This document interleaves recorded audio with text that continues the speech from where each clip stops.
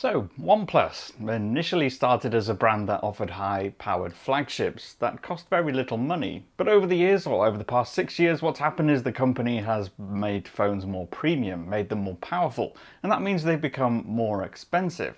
So from OnePlus's point of view, this was the right time to now bring a more affordable phone back to the market again. That means we're expecting a few compromises, but ultimately the promise of fast, fluid software and a high-powered flagship is still there. Sort of. I'm Cam Bunton from Pocket-lint, and this is our unboxing and first look at the OnePlus Nord.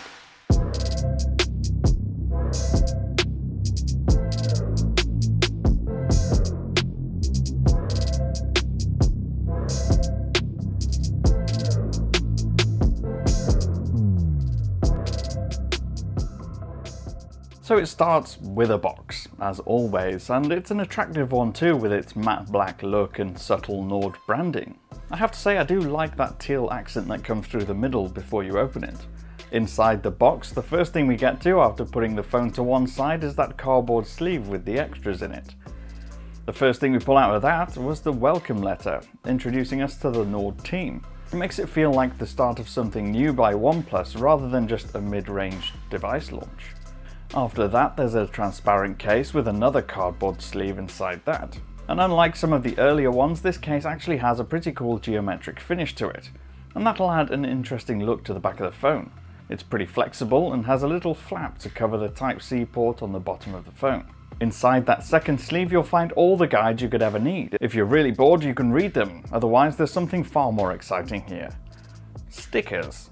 Moving on to the rest of the box's contents, and there's a 30-watt warp charge adapter. OnePlus says you'll get your battery up to 70% from flat in just 30 minutes, with this plugged into the phone. And this might be a slight missed opportunity for OnePlus, but the cable is bright red as it always is. We'd have loved to see a teal or blue colour to match that spearmint look of the phone, or the box highlights and the Nord branding. And now, this way Nord. No, seriously, they actually wrote that on the outer protective film. See? Setting up the phone is identical to the OnePlus 8 series pretty much.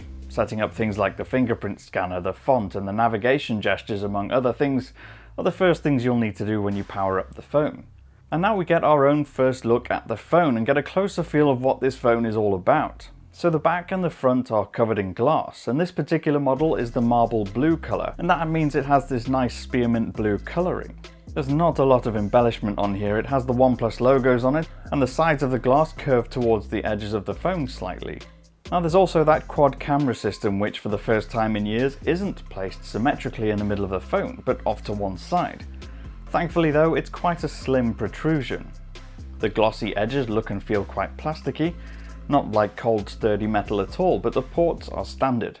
The bottom edge has the SIM tray, USB-C port and a speaker, and the classic OnePlus alert slider still features that textured grip and sits above the power button on the right. The volume rocker is on the left side as usual. As for the display, that's a 6.44-inch Full HD Plus AMOLED panel. It's completely flat, which I like a lot, and it has really skinny bezels all around the sides, although the chin is a little thicker on the bottom, and instead of a single tiny selfie camera, this one has a dual system taking up a little space in the top corner.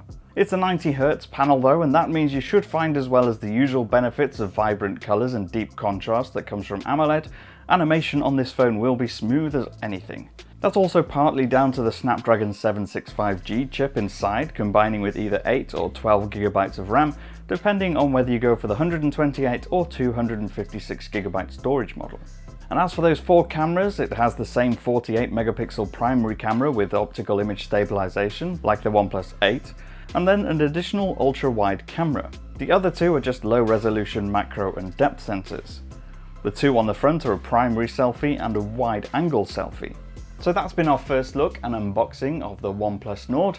We'll be bringing you more coverage of this phone as time allows, but stay tuned and we'll bring you a review quite shortly.